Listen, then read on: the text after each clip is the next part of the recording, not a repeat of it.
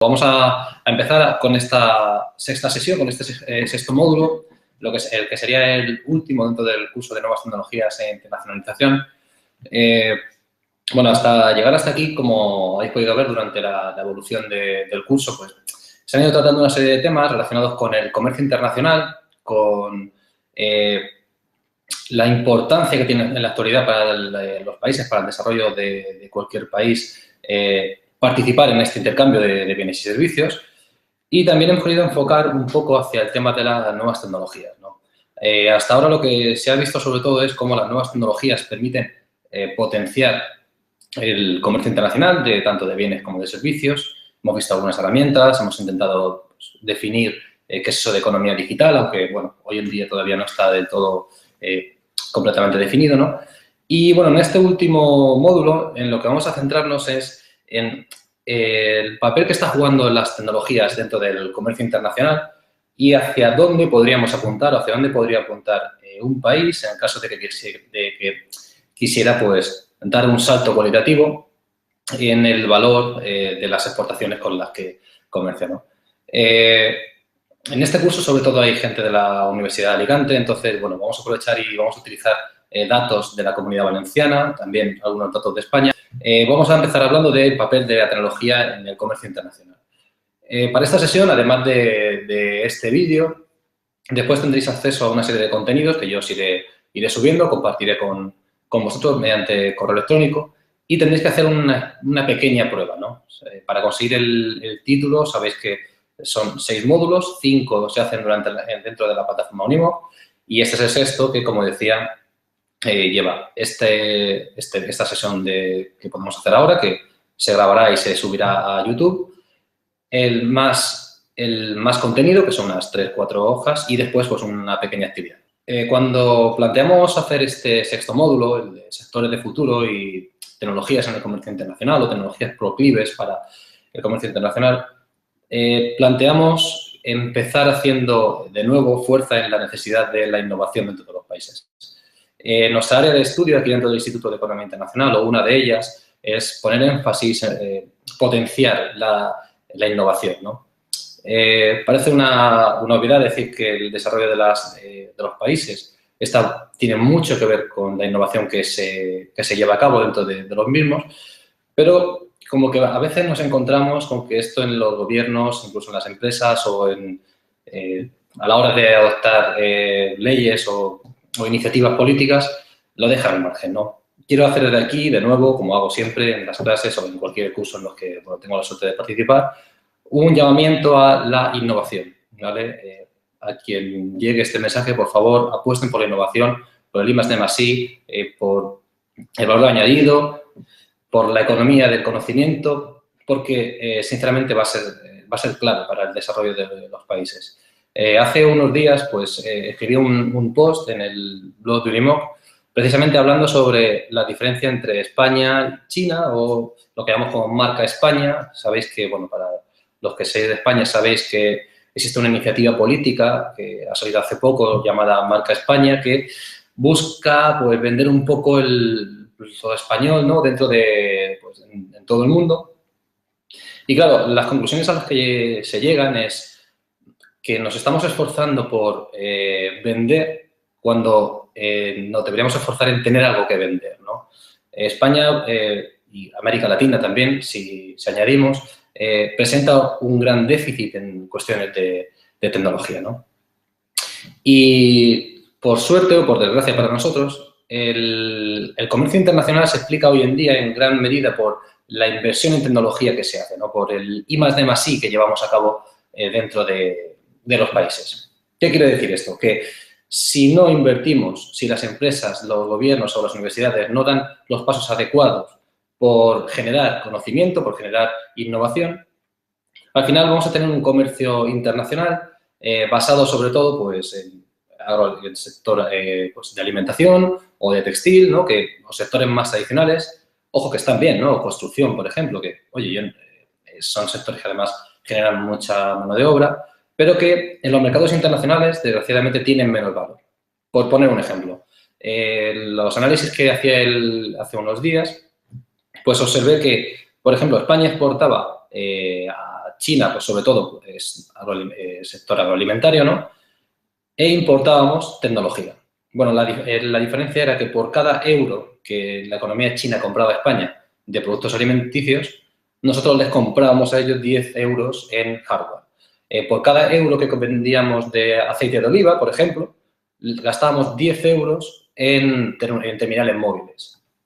Claro, ahí está la diferencia, ¿no? El valor de la tecnología suele ser superior al valor de la innovación, como lleva asociada una serie de componentes, lleva asociada una serie de investigaciones, lleva detrás bastante inversión que, al fin y al cabo, hay que compensar, suele ser más caro o suele estar más valorado en los comercios internacionales. Una de las apuestas del gobierno español en los últimos años era convertirse en la cuarta potencia de exportación dentro de la Unión Europea hacia China. Pero nos basábamos casi siempre en el sector alimenticio. Volvemos otra vez a lo mismo, ¿no? Mientras estamos comprando tecnología en China, estamos intentando exportar sector, pues, o sea, bienes de tipo alimenticio, ¿no? Sobre todo hablaban de jamón, como decía antes, del aceite de oliva y demás, ¿no? Desde mi punto de vista, esto es un error. La innovación va a ser clave. La apuesta o saber entender qué es esto de la economía digital o la economía del conocimiento va a ser esencial para, como decía, definir quiénes van a ser los vencedores y quiénes van a ser los vencidos en este siglo XXI. Y, sinceramente, para Europa pinta mal las cosas, ¿no? Yo soy bastante crítico, pero a la vez soy bastante pesimista. Y si no hay cambios o normativas o una mayor apuesta a nivel de conjunto, ¿no? Por abordar el mercado internacional de otra forma, vamos a, como decía, tener serios problemas, la verdad es que en pocos años, ¿no? ¿Cómo podemos potenciar, como decía, la innovación dentro de un país o dentro de una región y que esto al final se traslade al comercio internacional? Bueno, generalmente se hablan de tres pilares que son, por un lado, el gobierno, que son los gobiernos locales, regionales, sobre todo nacionales, que son quienes tienen que plantear las políticas tecnológicas, los que tienen que potenciar mediante inversiones o mediante leyes o ayudas incluso a empresas y a otro tipo de instituciones, que se genere un entorno apropiado para el desarrollo del I+D+I, ¿no? de la I+D+I.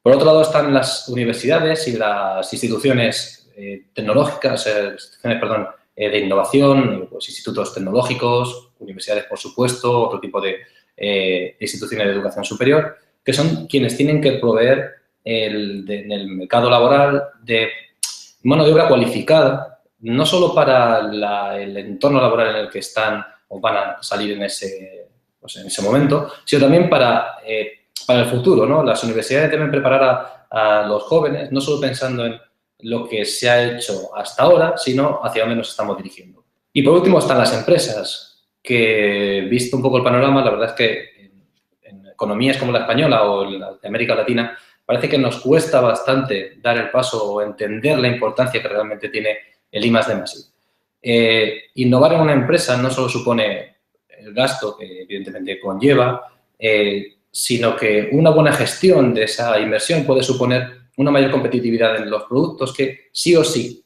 tiene que trasladarse al mercado, al comercio internacional.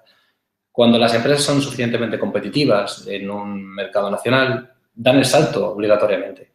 Pero para ser competitivo, y aquí está la clave, hay que invertir, ¿no? Y parece que, como decía, nos cuesta bastante en la actualidad invertir en innovación o en conocimiento.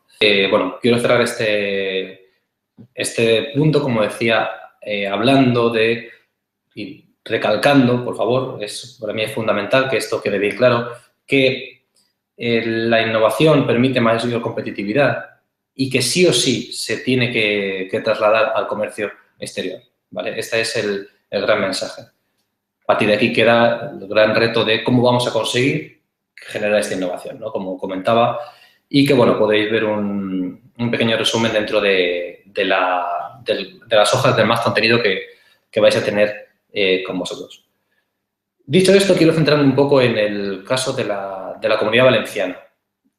Como decía, hay muchos alumnos de este curso que son de la Universidad de Alicante y que, bueno, me gustaría enseñar algunos cuadros, algunas gráficas para que entendamos la importancia que tiene o nuestra posición actual y la importancia que tiene dar ese salto innovador para generar o para ser más competitivos a nivel internacional.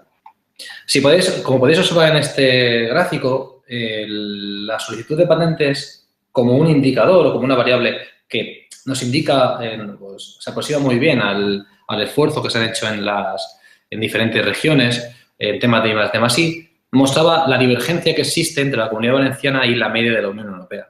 Y poníamos como elemento más grave dentro de esta evolución que podemos observar en este gráfico, que ni siquiera en la etapa, ni en la etapa de bonanza de la economía española, aquí vemos del año 2001-2007, como en la etapa posterior, la Comunidad Valenciana ha conseguido aproximarse a los datos de la Unión Europea, ¿no? Es decir, siempre hemos estado, el esfuerzo que se ha hecho por invertir en cuestiones de innovación o de nuevas tecnologías, siempre ha sido menor que el que se ha realizado en la media de la Unión Europea, medido en este caso como evolución, ¿no? Aquí podéis ver, hemos utilizado un número índice y, repito, el esfuerzo que se ha hecho en nuestra comunidad ha sido, pues, siempre menor, ¿no? Esto podemos observarlo también dentro de la inversión directa en I+D+I, el gasto en I+D+I, tanto por habitante como en relación al PIB, que se ha hecho en la Comunidad Valenciana. Fijaos, en esta tabla, que la podéis ver también en el más contenido que, como decía, vamos a compartir, lo que se ha hecho ha sido analizar, pues, 30 regiones de la Unión Europea. Aquí podéis ver una de Polonia, de Alemania, ¿no?, de Holanda, de Italia. Fijaos, por número de habitantes, la Comunidad Valenciana es la número 13, ¿vale? Y bueno, tengo que decir que quitamos Londres porque, bueno, desde el punto de vista estadístico, pues lo dividen en dos, la región, así que son las 30 regiones con más población sin contar Londres, ¿vale? Podemos ver, como decía, la Comunidad Valenciana la número 13, aquí podemos ver Andalucía, Cataluña, la Comunidad de Madrid, etcétera, etcétera. En cuanto a población, ¿vale? Población. ¿Qué pasa si medimos el gasto en I+D+I o tanto por habitante como por porcentaje del PIB de estas regiones, de la riqueza de estas regiones? Bueno, pues que la Comunidad Valenciana, que como decía está en número 13, cae hasta, pues fijaos, el número 24 y 23. 24 y 23 en cuanto a gasto por habitante, ¿de acuerdo? En este caso $200 euros por habitante y como porcentaje del PIB, ¿vale? En el último año del que se tienen estadísticas en la Unión Europea, en Eurostat, la Comunidad Valenciana destinaba aproximadamente un 1% de su riqueza al I+D+I, ¿vale? Ahí lo podéis ver, fijaos en la última tabla, en el puesto 23. En la Comunidad Valenciana hablábamos de que su esfuerzo en temas de innovación es bastante inferior al del resto de regiones y, por tanto, esto se va a notar en las exportaciones. Si pasamos a nivel de país, no es que esto que hablamos o este problema que tenemos en la Comunidad Valenciana sea un hecho aislado, sino que, vuelvo a compartir pantalla, esta situación también se está repitiendo a nivel nacional, ¿vale? Si utilizamos otra gráfica, en este caso sacada del Banco Mundial, en la que podemos ver las exportaciones de productos de alta tecnología como porcentaje de total, observamos que España, fijaos, aquí lo tenéis, la que está más abajo, ¿no? Está muy por debajo, su porcentaje de exportaciones es muy inferior a la media del planeta, ¿no? Fijaos, por ejemplo, que el porcentaje de las exportaciones de productos de alta tecnología está en torno al 20% de media a nivel mundial, mientras que en España apenas llegamos al 7%, ¿vale? Ese es el déficit del que hablaba. Si no tenemos innovación en todas las regiones, no podremos exportar productos de alta tecnología que, a su vez, son los más rentables, o al menos son los más demandados en la actualidad, ¿no?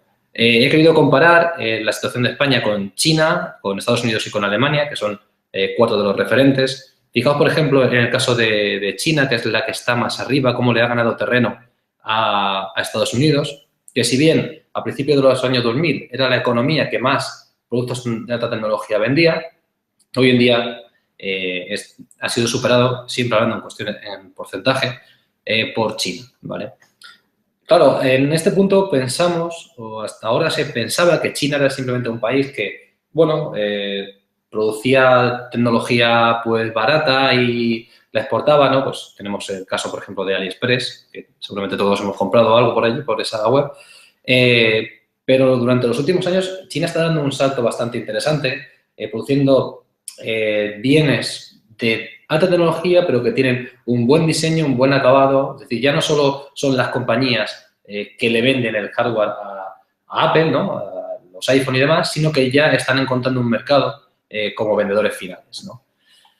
Este problema de España también lo encontramos en el caso de exportaciones de productos TIC, ¿no? De nuevo, fijaos la posición tan bajita que está en la que nos encontramos España, ¿no? Si la media de porcentaje de las exportaciones de productos, de los que tienen que ver con las tecnologías de la información y comunicación, es en torno a un 13-14%, este valor en la economía española apenas llega al 2%. Es decir, solo un 2% de todos los productos que exportamos desde España están relacionados directamente con las tecnologías de la información y la comunicación. Volvemos a ver, por ejemplo, el caso de China, que está en torno a un 30%, o Estados Unidos, que, bueno, está más o menos en la línea de la media mundial, ¿no? Cada país requiere un análisis bastante profundo. Por ejemplo, el caso de Alemania, fijaos que está por debajo de la media, pero bueno, Alemania tiene orientadas sus exportaciones a otro tipo de sectores, lo que se llama industria 4.0 y demás, que son igualmente muy tecnológicas y con unos rendimientos muy elevados, ¿no? Otro de los indicadores que demuestran o denotan por decirlo de alguna manera, el mal posicionamiento de España en cuanto al comercio internacional de alta tecnología son las importaciones de bienes de tecnología, ¿no? Fijaos, en el caso de España, es también la economía, comparada con estas cuatro, que porcentualmente importa menos bienes tecnológicos, ¿vale? O sea, la cuestión no está solo en exportar bienes de alta tecnología, sino también tener una capacidad de recibir estos bienes, ¿no? Mientras que otras economías están solicitando o están pidiendo a otros países que tecnológicamente pueden estar más avanzados que ellos en ciertos elementos, tecnología, en España, pues este porcentaje es bastante reducido. En otras palabras, en España tenemos un problema con el comercio internacional que ocurre también en el caso de América Latina, y es que no estamos sabiendo dar los pasos necesarios para exportar bienes de alta tecnología, que, repito, son los que más demandados están en la actualidad, sino que tampoco tenemos una economía suficientemente desarrollada en economía digital, por ejemplo, que demande esos productos, ¿no? Así que, bueno, como decía, y para cerrar este punto, de nuevo, la innovación va a ser clave, generar entornos de innovación, llámese clústeres, llámese como quiera, generar innovación dentro de los países donde se integren tanto los gobiernos como las empresas y las universidades, va a ser fundamental para generar una red de empresas tecnológicas que exporten, que consiga que demanden empleo muy cualificado. Y esto es problema de todos. Los proyectos que no se adapten a la nueva economía, que sigan basándose en la economía tradicional, tienen los años contados, no los días contados. Así que, para cerrar este apartado, repito, vamos a hacer un poquito de esfuerzo y apostemos por el I+D+I. El segundo punto que quería tratar, y bueno, me quedan 10 minutos, es acerca de estas tecnologías que hoy en día suelen ser son sectores más proclives para la exportación, ¿no? Claro, la pregunta difícil es, oye, ¿y a qué me voy a dedicar, no? Vale, muy bien, me venden la moto de la innovación, de la necesidad de I+D+I, de ser disruptivos, de competitividad vía nuevas tecnologías, pero concretamente ¿a qué me tengo que dedicar? Ese es el gran problema que tienen todas las economías, ¿no? Cómo generar puestos de trabajo, en qué sectores concretos hay que generar esos puestos de trabajo y, sinceramente, la respuesta va a depender del entorno, ¿vale? Lo que está permitiendo las nuevas tecnologías o la innovación es que la ventaja comparativa sea cada vez menos importante. Es decir, yo puedo tener una serie de condiciones naturales o por herencia que me hacen mejor que otros países. Pues, por ejemplo, el tema de turismo. Pero luego, a nivel competitivo, puede ser que hay otras empresas dedicadas al turismo que estén ganando más dinero que yo porque han sabido entender la innovación, ¿no? Voy a poner casos concretos. Sabéis que la región en la que vivimos, en la Comunidad Valenciana, desde donde se hace este curso, tiene una ventaja comparativa en turismo envidiable. Tenemos sol, clima más cálido, tenemos costas, multitud de playas con banderas azules. Bien, esa es una ventaja comparativa, ¿no? Que, por ejemplo, Cantabria no puede tener, u otros países no pueden contar, ¿no? Sin embargo, las grandes empresas turísticas del planeta no se encuentran en nuestra región o en Cataluña o en Andalucía, ¿no? Donde somos líderes del turismo a nivel mundial. Las grandes compañías turísticas de la actualidad, en el siglo XXI, se llaman Airbnb o BlaBlaCar o Booking o TripAdvisor. Son compañías que no aprovechan la ventaja comparativa, en este caso sería sol y playa, sino que aprovechan la ventaja competitiva de la tecnología.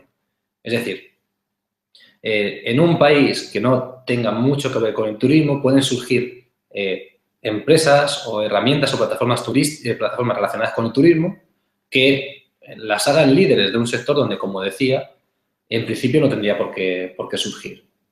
Y vuelvo a repetir esos casos, ¿no? El otro día salió la cotización de Airbnb en la tele y era brutal. Solo el Airbnb, la cotización o el valor que tiene la empresa Airbnb es la misma que tienen 2, 3, 4 grupos hoteleros juntos, para que nos hagamos un poco para que entendamos un poco, ¿no? O cómo, por ejemplo, gracias a Internet, una compañía como Ryanair, ¿no?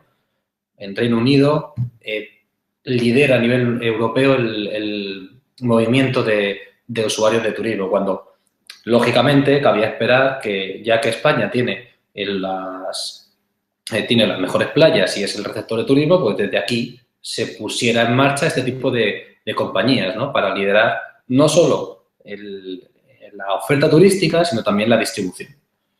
Repito, la tecnología tiene mucho que ver. Ventaja competitiva frente a ventaja comparativa.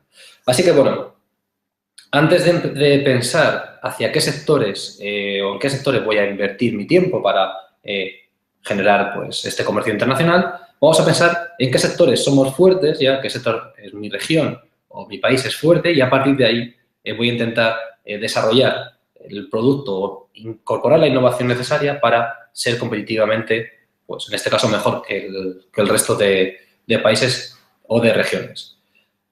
Con esto no digo nada, ¿no? Porque al fin y al cabo, pues, en cada región, pues, vamos a tener una serie de sectores, pues, como decía, turismo, puede ser industria de automoción o agroalimentaria, pero sí que se han detectado en la actualidad cuatro pilares de la tecnología básica que son los que van a impulsar el resto de sectores a nivel mundial, ¿no? Es decir, aquellas empresas, aquellos profesionales que dominen estos cuatro sectores, estos cuatro pilares, van a poder llevar a sus empresas hacia un nivel competitivo superior, ¿vale? Estos cuatro sectores, el primero, son los siguientes, ¿no?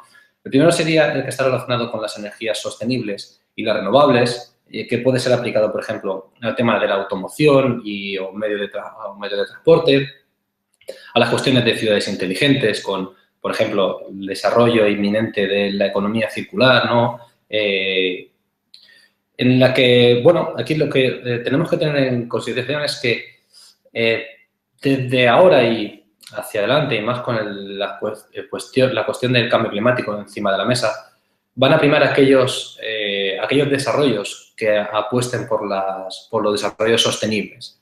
Si nos paramos a pensar durante un segundo qué puede implicar el cambio de pasar del petróleo a otro tipo de energía, es brutal, ¿no? Pensemos en cómo puede cambiar la economía, ya no solo el clima, que también, sino cómo la economía puede dar un giro, ¿no? De los países que son actualmente productores de petróleo hacia otros países, hacia otras regiones que comiencen a desarrollar y apostar por estas energías sostenibles. La verdad es que mucha gente hemos denunciado el cambio que ha habido, el cambio que se produjo en España, del apoyo que se venía dando a las energías renovables, hacia, bueno, pues apartarlo un poco, porque muchos entendemos que los países que lideren estas energías o la aplicación de estas energías en cualquier sector van a ser clave, ¿no? Así que, como decía, el primero de estos pilares es la incorporación de energías sostenibles o las que apuesten por las renovables a cualquier tipo de sector. Y en este caso, las ciudades inteligentes, hay mucho ojo con las ciudades inteligentes, que ya empieza a haber casos bastante interesantes. En Japón ha salido uno, podéis mirarlo, que es un proyecto piloto, pero bueno, aquí en Alicante, por ejemplo, tenemos Alfacelpi, que se están dando pasos hacia proyectos sostenibles, ¿no? Como decía, que apuesten por proyectos limpios, ¿no? de ciudad en este caso. Así que, repito, mucho ojo, energías sostenibles y su derivada en las ciudades inteligentes. El segundo de los pilares tecnológicos que van a ser clave para dar o quitar competitividad a los sectores va a ser el Big Data y, bueno, si relacionamos también con las ciudades inteligentes, la sensorización, ¿no? El análisis de datos, la gestión de grandes datos, cómo conseguir esos datos, qué hacer con todos estos volúmenes ingentes de variables que vamos a poder controlar y cómo pueden ir orientando a las industrias hacia lo que llamamos industrias 4.0, industrias inteligentes, donde a partir de algoritmos, que con los datos que tenemos, pues podamos predecir el comportamiento, funcionamiento de las máquinas, introducir, por ejemplo, el tema de robótica. Es un campo bastante amplio, ¿no? Pero sí que hay que apuntar hacia esta derivada, ¿no? El Big Data, la gestión de grandes datos, qué preguntas tenemos que hacer a los datos con los que contamos y esto puede ser aplicado prácticamente a cualquier sector, ¿no? Por ejemplo, el tema del análisis de datos puede ser aplicado, como decía antes, al tema de Big Data, pero también puede estar orientado a la salud, ¿no? Imaginaos bases de datos enormes con tratamientos médicos y pacientes y el resultado de los análisis clínicos, ¿vale? Cómo conseguir, por ejemplo, optimizar el tratamiento que se le puede dar. Al tema de la construcción, incluso con domótica, como decía, a las propias fábricas, hacia estas industrias 4.0, donde yo pueda tener medido todos los pasos que da mi producto y encontrar optimización de cada uno de los procesos. Imaginaos, por ejemplo, por poner un ejemplo muy, muy simple, que yo puedo detectar a la hora de vender, por ejemplo, incluso en la venta online, yo tengo parametrizados cualquier tipo de variable de comportamiento de mis usuarios y puedo detectar cuáles son los elementos en los que más están clicando los compradores, en qué punto se quedan y cuáles, o sea, en qué punto, por ejemplo, dejan de comprar y cierran la pestaña.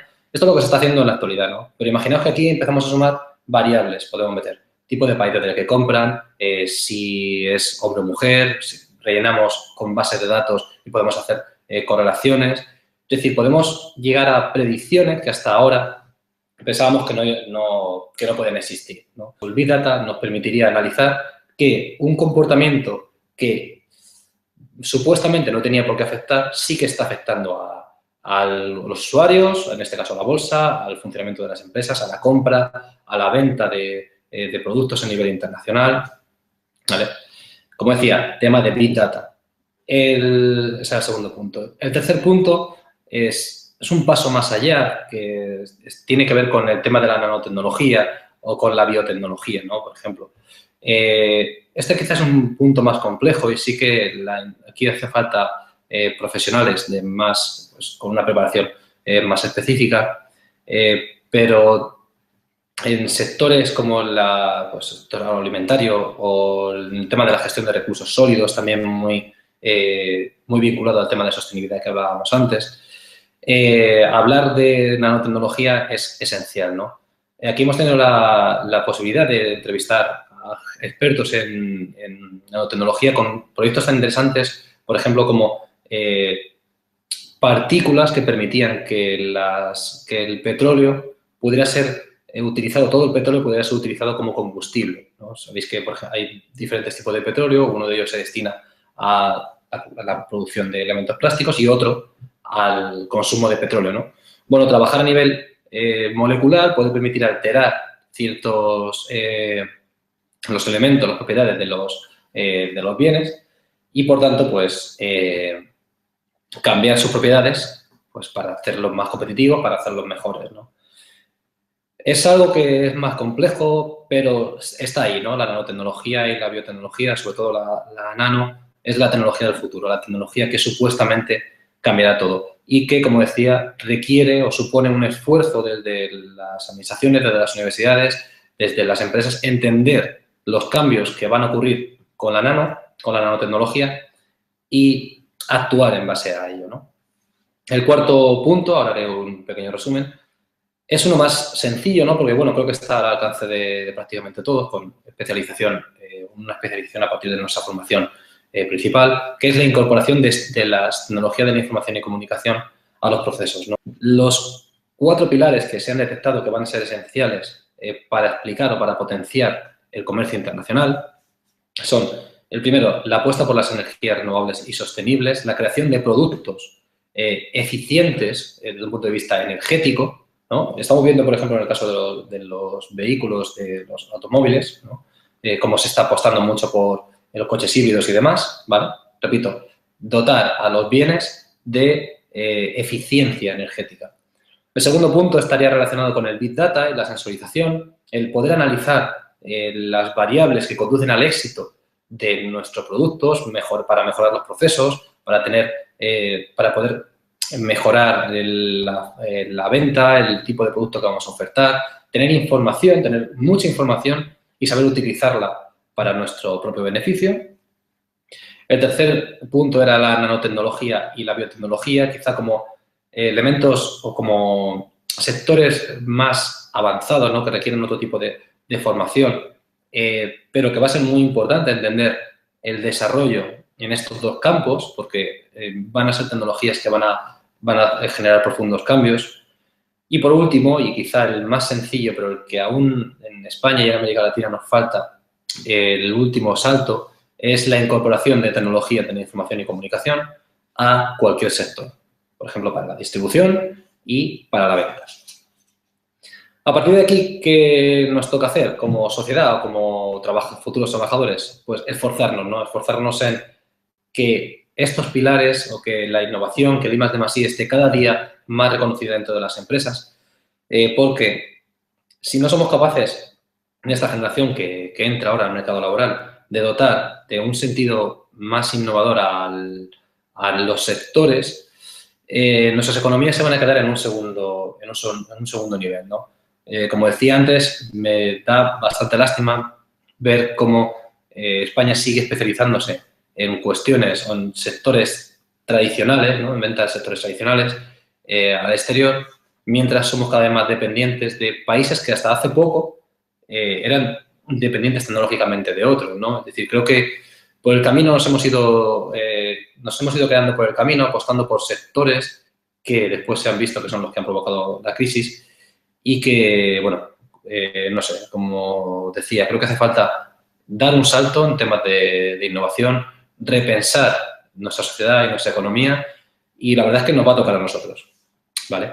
Y espero que, bueno, que os haya resultado al menos interesante, ¿no? Esta idea que apuntamos, como decía, desde el Instituto de Economía Internacional y desde Unimoc, de la necesidad de innovar, de apostar por el I+D+I, es lo que hacemos nosotros en esta plataforma. Y, bueno, nos vemos pronto. Un fuerte abrazo.